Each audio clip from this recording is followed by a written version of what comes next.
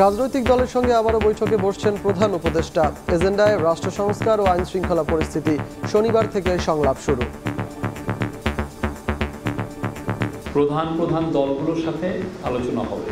6টা কমিশন হয়েছে, এটার কাজের অগ্রগতি সম্পর্কে অবহিত করা হবে তাদেরকে, এবং দেশের আইন শৃঙ্খলা বিষয়েও তাদের সাথে কথা হবে এবং পরে তাদের পরামর্শ নেওয়া হবে। 2 থেকে 3 দিনের মধ্যে আমরা আশা করছি যে কমিশনগুলো কম হবে।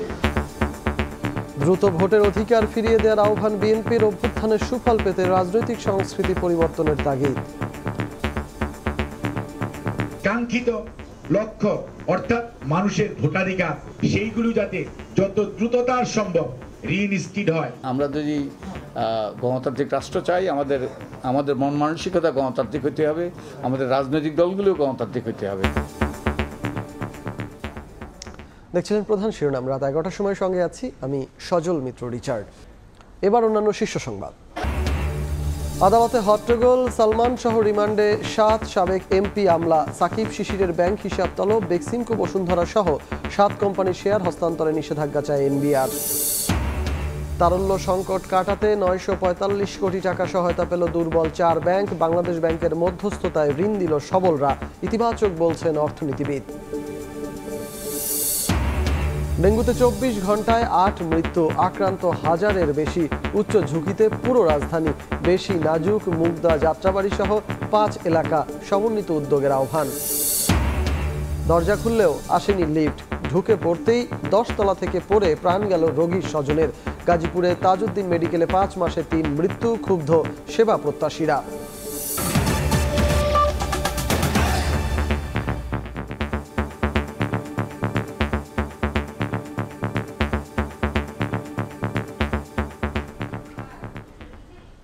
শনিবার থেকে আবারও রাজনৈতিক দলগুলোর সঙ্গে সংলাপে বসছে সরকার। রাষ্ট্র সংস্কারে গঠিত 6টি কমিশনের কাজের অগ্রগতি তুলে ধরা হবে সংলাপে। প্রধান উপদেষ্টা সহ উপদেষ্টা পরিষদের সদস্যরা সংলাপে অংশ নেবেন। বিকেলে ফরেন সার্ভিস একাডেমিতে ব্রিফিংয়ে একথা জানিয়েছেন প্রধান উপদেষ্টার প্রেস সচিব মোহাম্মদ ইউনুস।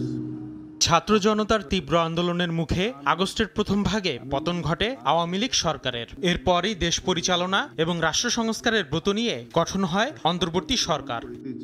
শপথ গ্রহণ করিতেছি যে ক্ষমতা গ্রহণের পরপরই ডক্টর মোহাম্মদ ইউনুসের নেতৃত্বাধীন সরকার একে একে আলোচনায় বসে রাজনৈতিক দলগুলোর সঙ্গে। আগস্ট এবং সেপ্টেম্বরে অনুষ্ঠিত সেসব সংলাপে উঠে আসে আগামীর প্রেক্ষাপট। রাষ্ট্র সংস্কারে গুরুত্ব দেয়া বর্তমান সরকার নির্বাচন ব্যবস্থা, বিচার বিভাগ, সংবিধান ঢেলে সাজানো সহ বহুমাত্রিক পরিবর্তনের লক্ষ্যে 6টি কমিশন গঠনের সিদ্ধান্ত নেয়। এরই মধ্যে সেসব কমিশন কাজও শুরু করেছে।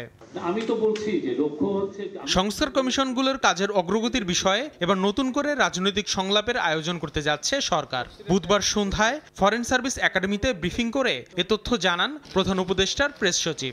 8 অগাস্ট ইন্টারিম গভর্নমেন্ট ফরমেশন হওয়ার পরের থেকে 2 দফা রাজনৈতিক দলগুলোর সাথে কাউন্সিল অফ অ্যাডভাইজারের মিটিং হয়েছে, এবং এইটারই চলমান প্রক্রিয়ায় এই শনিবার থেকে আবার নতুন দফা আলোচনা শুরু হবে। দেশের প্রধান দলগুলোর সাথে আলোচনা হবে। সংলাপে আর কি উত্থাপিত হবে এমন প্রশ্নের জবাবে জানানো হয় দেশের আইন শৃঙ্খলা পরিস্থিতিও থাকবে আলোচ্য সূচিতে। কমিশনগুলো যেটা হয়েছে আপনারা জানেন, 6টা কমিশন হয়েছে, এটার কাজের অগ্রগতি সম্পর্কে অবহিত করা হবে তাদেরকে, এবং দেশের আইন শৃঙ্খলা বিষয়েও তাদের সাথে কথা হবে এবং পরে তাদের পরামর্শ নেওয়া হবে। পরের সপ্তাহের শুরু থেকেই পূর্ণাঙ্গ সংস্কার কমিশনগুলো কার্যকর পদক্ষেপ নেওয়া শুরু করবে বলেও প্রত্যাশা প্রধান উপদেষ্টার প্রেস সচিবের। আসিফ মোহাম্মদ সিয়াম, সময় সংবাদ, ঢাকা। দ্রুত সময়ের মধ্যে মানুষের ভোটের অধিকার ফিরিয়ে দিতে অন্তর্বর্তী সরকারের প্রতি আহ্বান জানিয়েছেন বিএনপি। দলটির নেতারা বলছেন জনগণের কাছে ক্ষমা চাইতে হবে আওয়ামী লীগকে। বন্যায় ক্ষতিগ্রস্ত জেলাগুলোতে শিক্ষা সামগ্রী বিতরণ ও ত্রাণ কার্যক্রম সম্পর্কে অবহিত করতে নয়াপল্টনে বিএনপির কেন্দ্রীয় ত্রাণ কমিটির সংবাদ সম্মেলন পরিচালনা করছি।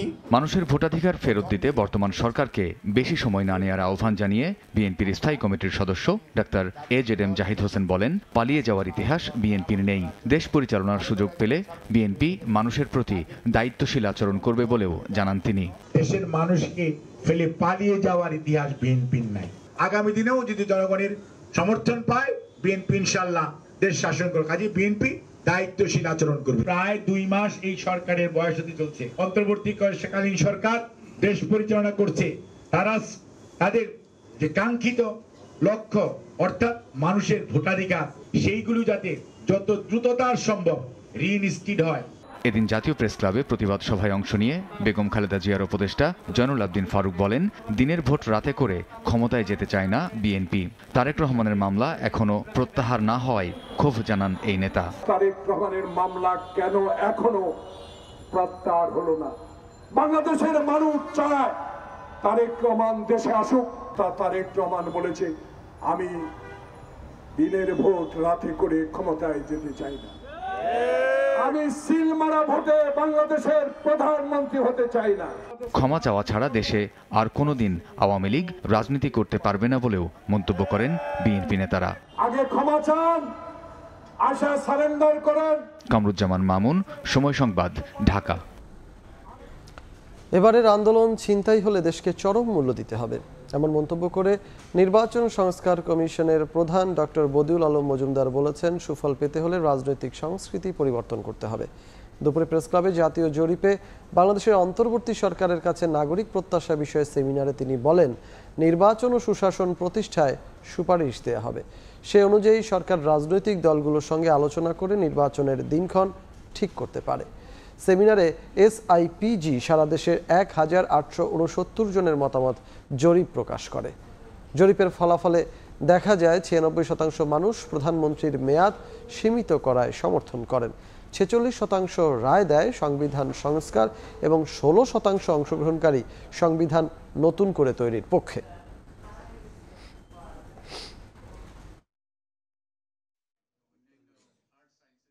তো এবার যদি আমরা অর্জন করতে না পারি, এবারও যদি আবার ছিনতাই হয়ে যায়, তাহলে কিন্তু আমাদের জন্য চরম বিপর্যয় ডেকে আনতে পারে। তা আমাদের সুফল যদি পেতে হয় তাহলে আমাদের রাজনৈতিক সংস্কৃতি পরিবর্তন দরকার, আমাদের রাজনৈতিক দলে পরিবর্তন দরকার। আমরা যদি গণতান্ত্রিক রাষ্ট্র চাই, আমাদের মন মানসিকতা গণতান্ত্রিক হতে হবে, আমাদের রাজনৈতিক দলগুলোও গণতান্ত্রিক হতে হবে, আমাদের রাজনৈতিক দলগুলোও স্বচ্ছ হইতে হবে, দায়বদ্ধ হইতে হবে।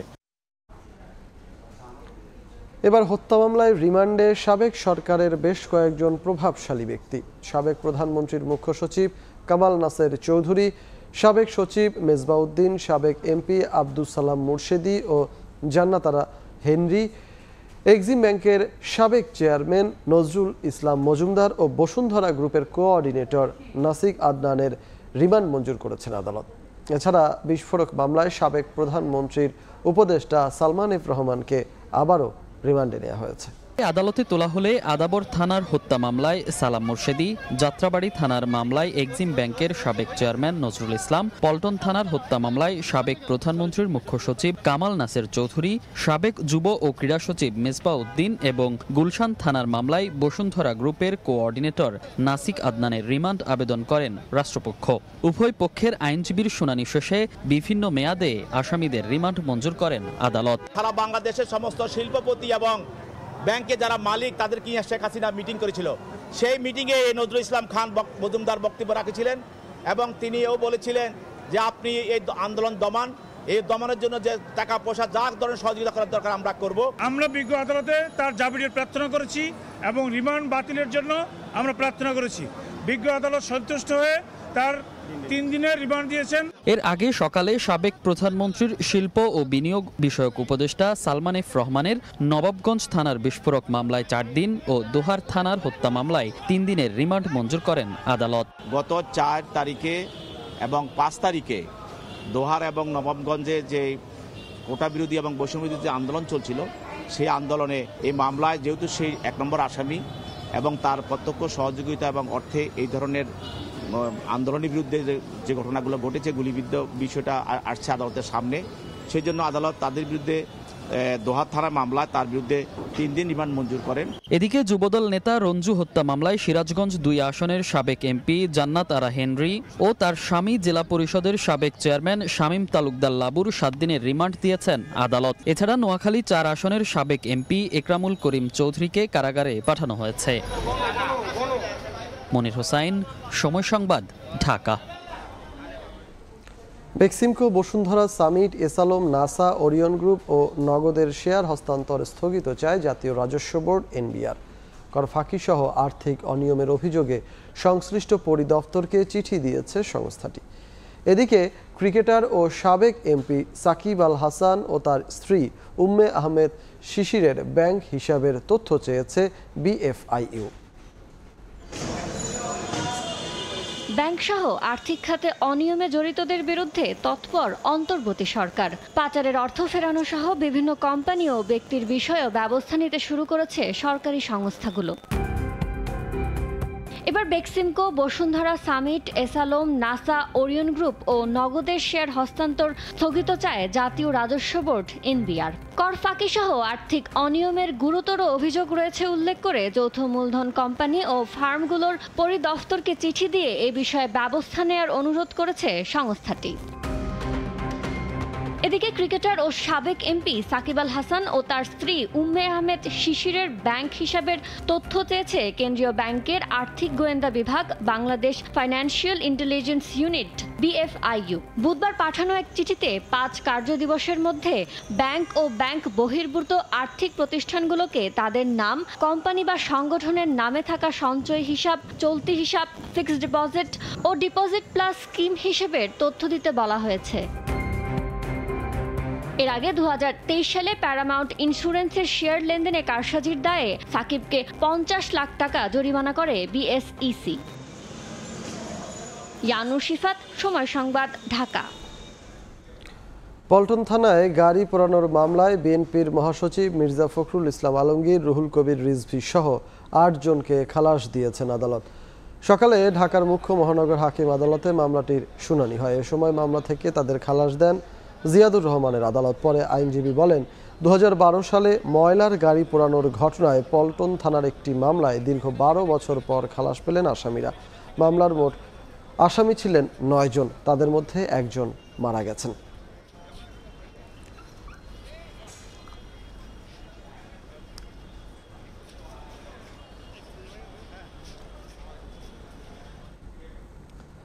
চাহিদা অনুযায়ী দুর্বল 4 ব্যাংকে 945 কোটি টাকার তারল্য সহায়তা দিয়েছে কয়েকটি সবল ব্যাংক।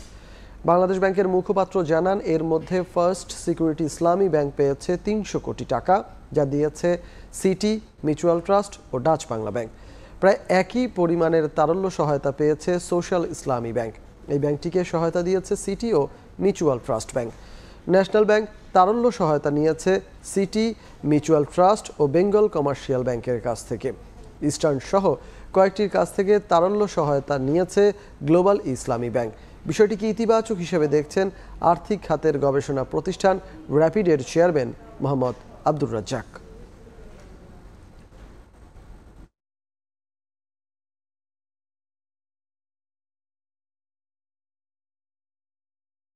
অনেকগুলো ব্যাংকেরই তো তারল্য সংকট বা সে মূলধন তো নাই, যেটা তারা হারিয়ে ফেলেছে। এগুলো অ্যাড্রেস করার জন্য ইন্টার ব্যাংক যে লোন সিস্টেম, সেটার প্রতি গুরুত্ব দেওয়া হচ্ছে। বাংলাদেশ ব্যাংক বলেছে যে তারা গ্যারান্টি দিবে যদি কোনো ইন্টার ব্যাংক লোন লাগে, সেটা তারা করছে। এটা একটা সাময়িকভাবে একটা ভালো একটা পদক্ষেপ।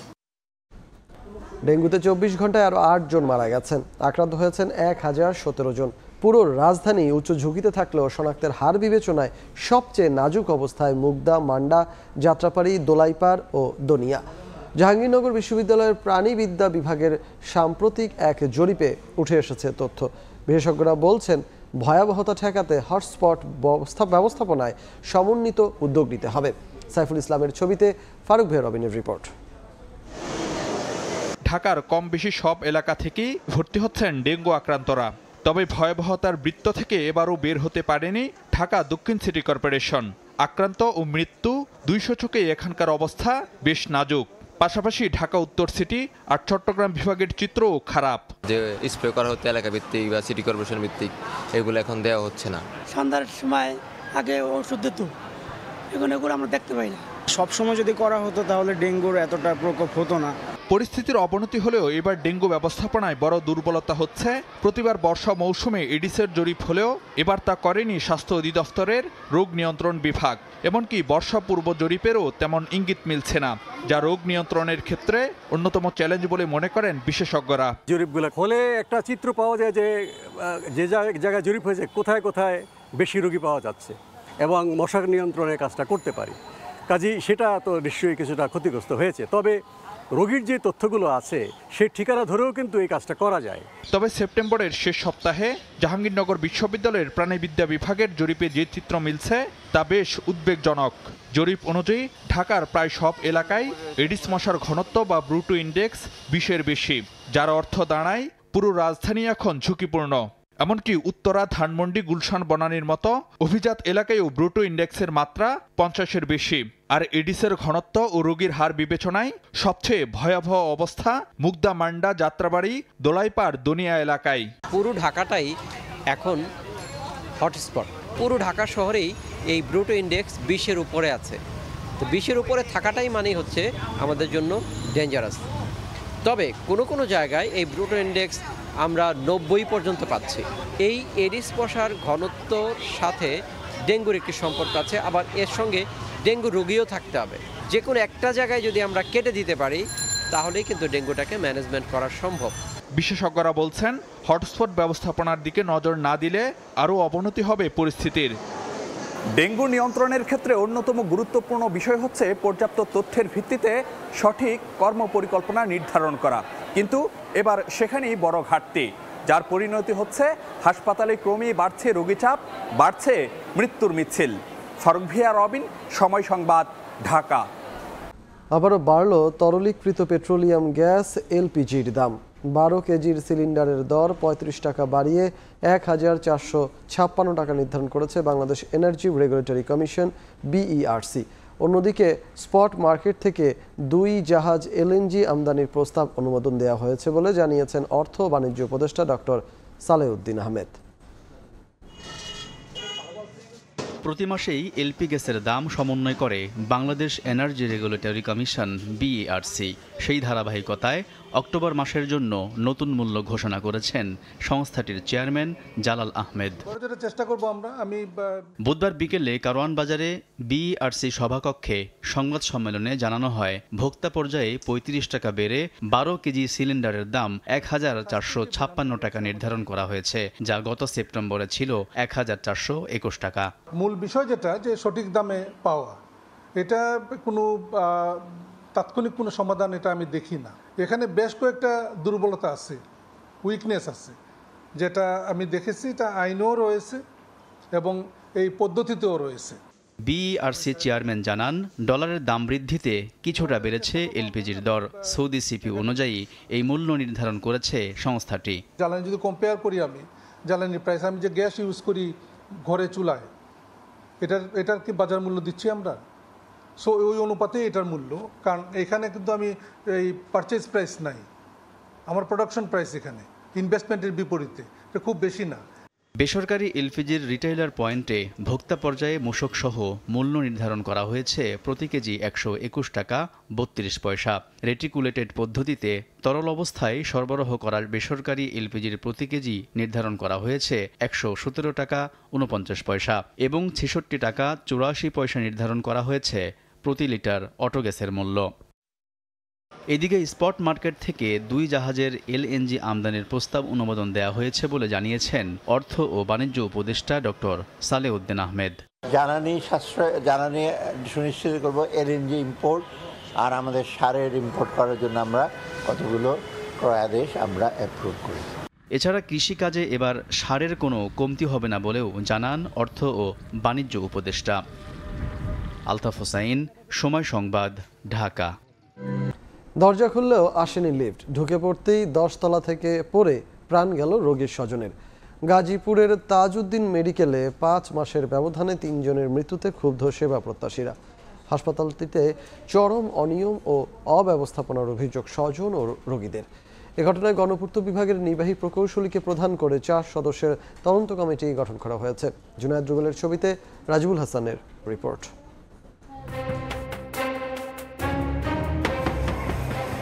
দশতলা থেকে লিফটে উঠতে বোতাম চাপেন রোগীর এক স্বজন। লিফট না আসলেও খুলে যায় দরজা, পা রাখতেই নিচে পড়ে গেল প্রাণ। 5 মাসের ব্যবধানে গাজীপুরের শহীদ তাজউদ্দিন আহমদ মেডিকেল কলেজ হাসপাতালে আবারও এমন নির্মম দুর্ঘটনা। নিহত স্বজনরা জানান, অসুস্থ শিশু সন্তানকে কয়েকদিন আগে হাসপাতালটির শিশু ওয়ার্ডে ভর্তি করে জাহিদুল ইসলাম। মঙ্গলবার রাতে লিফটে উঠতে গিয়ে প্রাণ গেল তার। এই লিফটটা বেশিরভাগ সময় নষ্ট থাকে, একা একাই খুলে একা একাই বন্ধ হয়, এখানে কেউ চাপ দেন। হাসপাতাল কর্তৃপক্ষ তারা দায়ী এটা। দুর্ঘটনা তদন্তে গণপূর্ত বিভাগের নির্বাহী প্রকৌশলীকে প্রধান করে 4 সদস্যের কমিটি করা হয়েছে বলে জানান হাসপাতাল পরিচালক। আমাদের এই ডিপার্টমেন্টের ভিতরে কোনো চেইন অফ কমান্ড নেই, এক্সেনের কথা বাকিরা শুনতে চান না। এই ঘটনার বারবার পুনরাবৃত্তি ওনাদের কর্তব্য অবহেলারই প্রমাণ। গত 12 মে হাসপাতালের লিফটে আটকা পড়ে মারা যান মমতাজ বেগম নামে এক রোগী। তার 9 দিন আগে লিফটের পাশের ফাঁকা স্থান দিয়ে নিচে পড়ে মারা যান এক বৃদ্ধ। এই ঘটনায়ও তদন্ত কমিটি করা হলেও রিপোর্ট প্রকাশ বা কারো বিরুদ্ধে কোনো ব্যবস্থা নেননি কর্তৃপক্ষ। রাজিবুল হাসান, সময় সংবাদ, গাজীপুর। জুলাই বিপ্লবে আহতদের সর্বোচ্চ সেবা দেওয়ার কথা থাকলেও হচ্ছে উল্টোটা।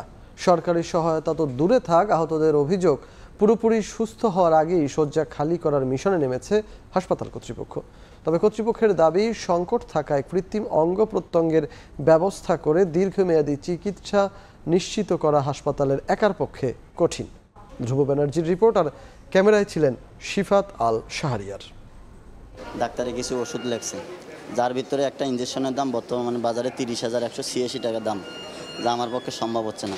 মাসুদ মিয়া 5 আগস্ট যখন উত্তাল দেশ, ঠিক সেদিন গুলিবিদ্ধ হন তিনি। এরপর চিকিৎসা নিয়েছেন বেসরকারি হাসপাতালে, তবে এখন আর সেই সামর্থ্য নেই। সদর হসপিটালে গিয়েছিলাম, ওনারাও কিছু করতে পারবে না। আজকে পঙ্গু মেডিকেলে ডাক্তারের সাথে কথা বললাম, ডাক্তার বলল সমাজসেবা কল্যাণ অফিসে কথা বলতে।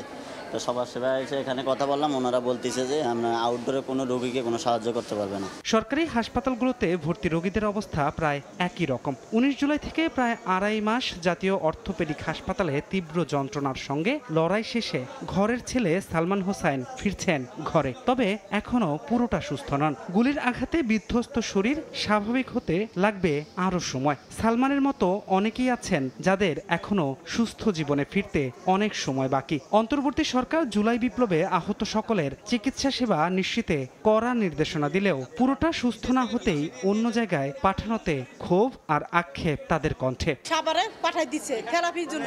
কেন? আমরা সবাই চাচ্ছি এখানে আমাদের বাচ্চারা সুস্থ হবে, তারপর আমরা বাসায় নিয়ে যাব। বিভিন্ন প্রতিষ্ঠান এবং সরকারিভাবে অনুদানের খবর এলেও তা হাতে এসে পৌঁছায়নি বলে দাবি তাদের। সরকার এখানে ক্রেডিট নিচ্ছে যে সে টাকা দিচ্ছে, একটা টাকাও এখন পর্যন্ত আসে না হসপিটালে। দেশ স্বাধীন করে দিয়ে আজকে রাষ্ট্রের বোঝা হয়ে গেছে।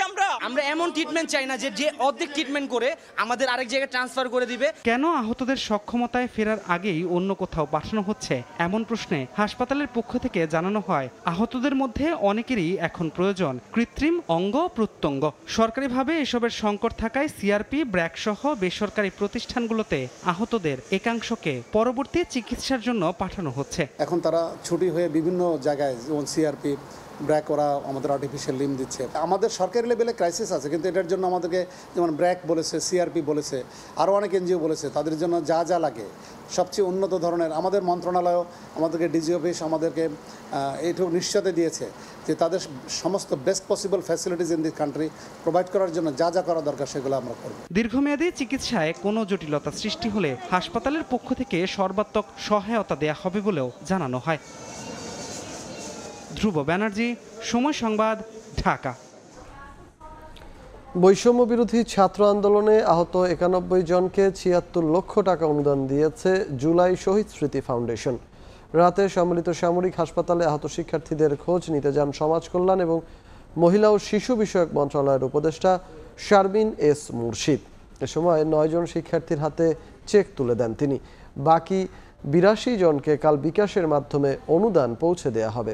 উপদেষ্টা বলেন, আহতরা যাতে কর্মজীবনে ফিরে যেতে পারেন সেজন্য সর্বোচ্চ চেষ্টা করা হচ্ছে।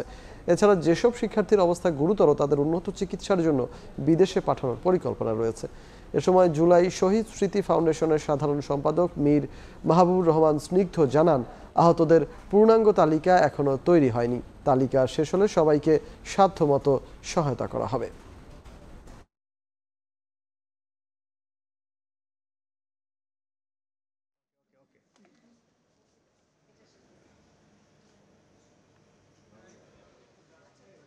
এখনো পরিপূর্ণ আহতদের লিস্টটা কমপ্লিট হয়নি, এখনো এটা নিয়ে কাজ চলতেছে। তো আমরা এখন যেটা করতেছি, আমরা বিভিন্ন হসপিটালগুলোতে যাচ্ছি এবং হসপিটালগুলো থেকে আমরা লিস্টগুলো কালেক্ট করতেছি ম্যানুয়ালি। আমরা এখানে 9 জনকে হাতে হাতে টাকাটা দিলাম, দিয়ে একটা উদ্বোধন করে আমরা বাকি 82 জনকে বিকাশের মাধ্যমে পাঠাচ্ছি।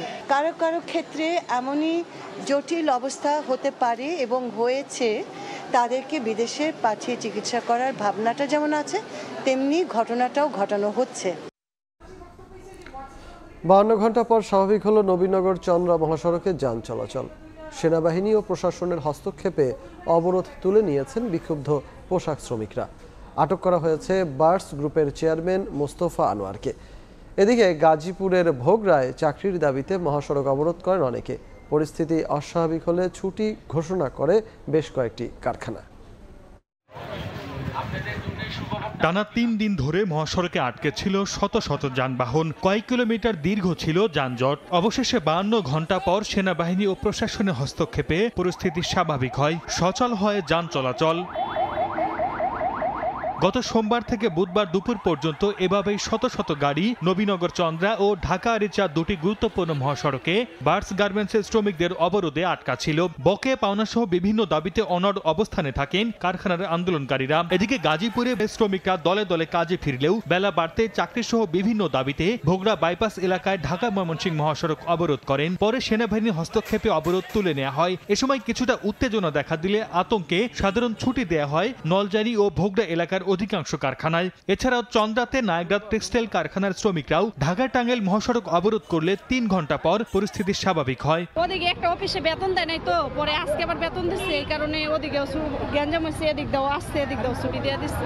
বাইরে দিয়ে আইয়া ঢিল ছড়ে কাজ ভাঙে এলিগা ফ্যাক্টরি ছুটি দিয়ে দেয়। নিরাপত্তা শিল্পাঞ্চলে বিভিন্ন স্থানে টহল দিচ্ছে সেনাবাহিনী। এদিকে শ্রম ও কর্মসংস্থান সচিব বলেছেন, পোশাক কারখানায় অসন্তোষ দূর করতে শ্রমিক মালিক সহ সবাইকে নিয়ে কাজ করছে সরকার। আশা করছি যে সবাই শান্ত হবে। আমাদের দেশে উৎপাদনের পরিস্থিতি যেটা দরকার, আমাদের ইকোনমি বাঁচানোর জন্য আমাদের শ্রমিক পক্ষ সবাইকে আমরা অনবোর্ড করে আমরা এটা নিরসন করব।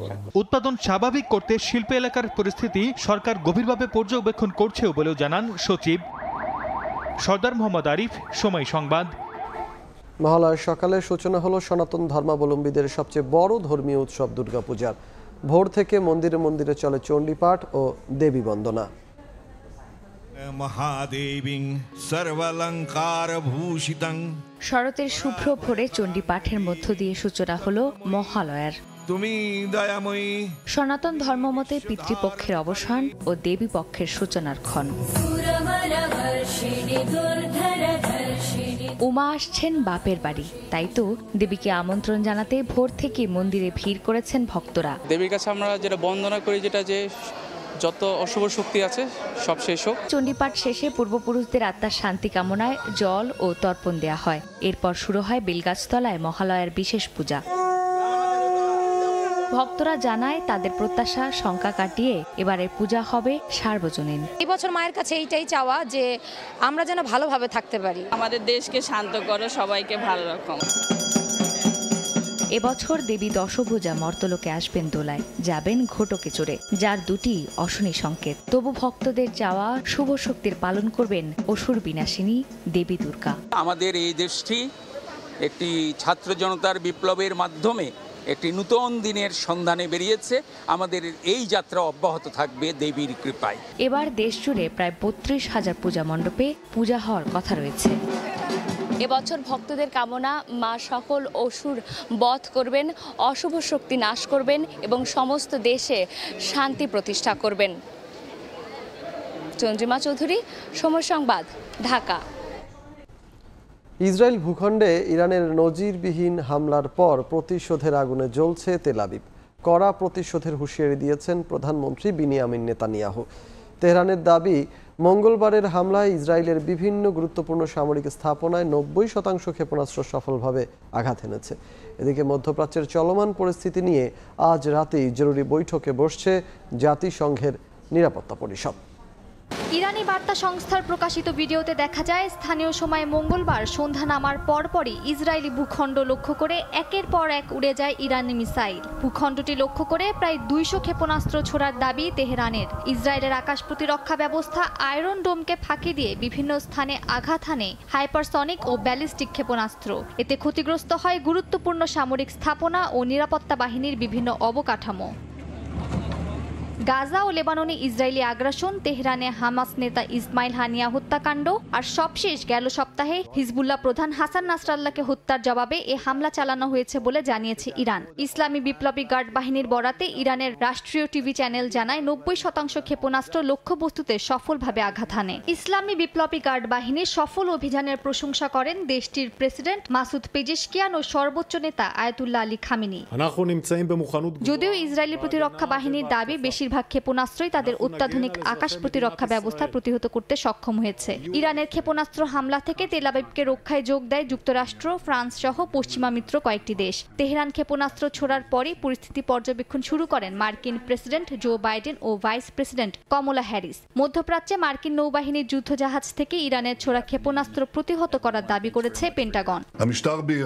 ইরানের এমন হামলার পরে গোপন বাংকারে বৈঠকে বসেন ইসরায়েলি প্রশাসনের শীর্ষ কর্মকর্তারা। পরে এক বিবৃতিতে ইরান চরম ভুল করেছে বলে উল্লেখ করে দেশটিকে এমন হামলার চড়া মূল্য দিতে হবে বলে হুমকি দেন প্রধানমন্ত্রী বিনিয়ামিন নেতানিয়াহু।